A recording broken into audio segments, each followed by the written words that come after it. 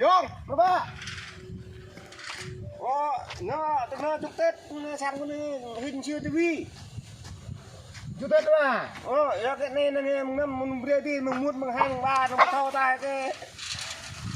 này có đôi ta là có mano này từng nó này. Còn từng nó mà nó làm hơn. Nó tao mà. Hết đấy, bệ này. Vá nó đâm đau cứ phải sang dụng mà. Nhiều lệ có bữa nè.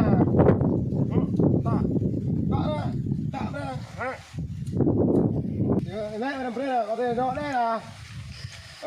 nó tao nói này bữa như lẹ bên coi này có bà gần này lẹ đây là nó các bạn em quan nè đây nó quá nó gõ cái mặt vào bay với vua là có hay nhưng bay bên mà có cái tình vật lê này lê một thò lừa ta yêu dụt yêu mừng lúc bộ tha thì bắt chúc mừng cha nhu coi kệ on hem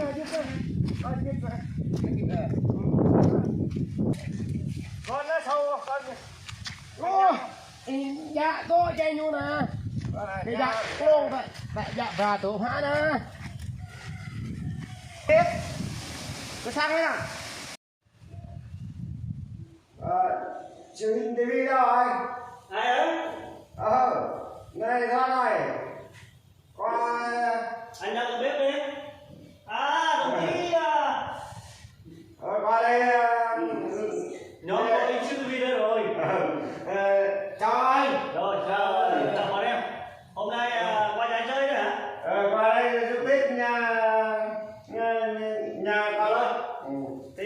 nói chung là hôm nay mùng 5 Tết rồi mấy em qua chúc thì buồn rồi không sao mùng 1, mùng 3, mùng 2 gì đấy thì nhà không ít mùi rượu á giờ có ra thì mùng 5 Tết rồi này khó kiếm mùi lắm rồi không sao rồi mùi chơi không rồi ngồi này có nước rồi uống nước rồi chúng anh đến đám đây rồi để anh kiếm biết mùi trong bếp còn không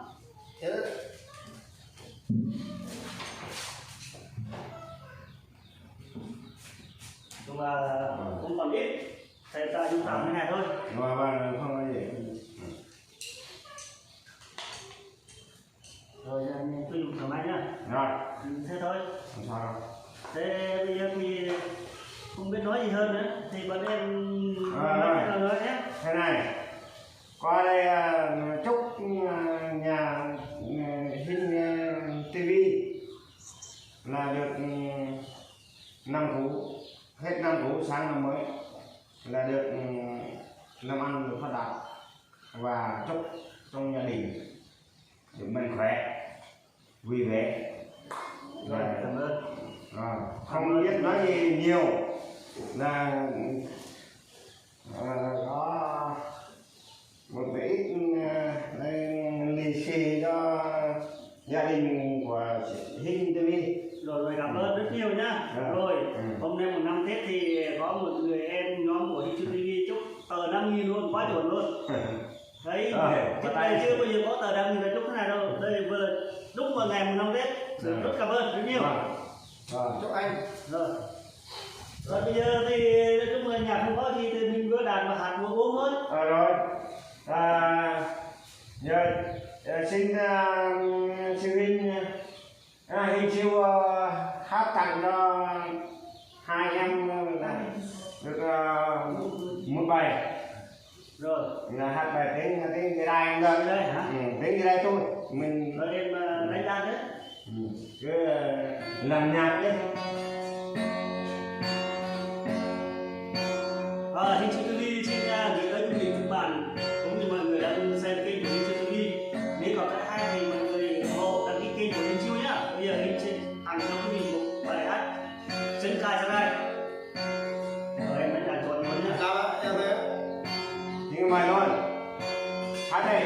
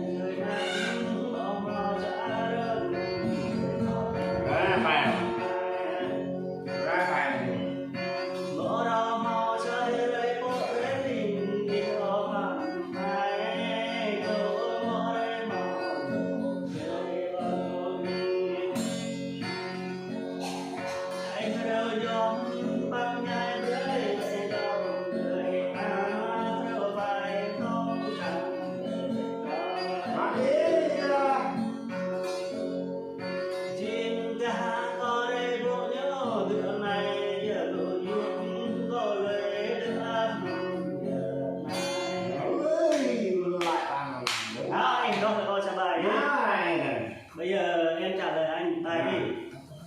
Được chưa? Mà mình Tài đi trả lời tài đi. mình Bây giờ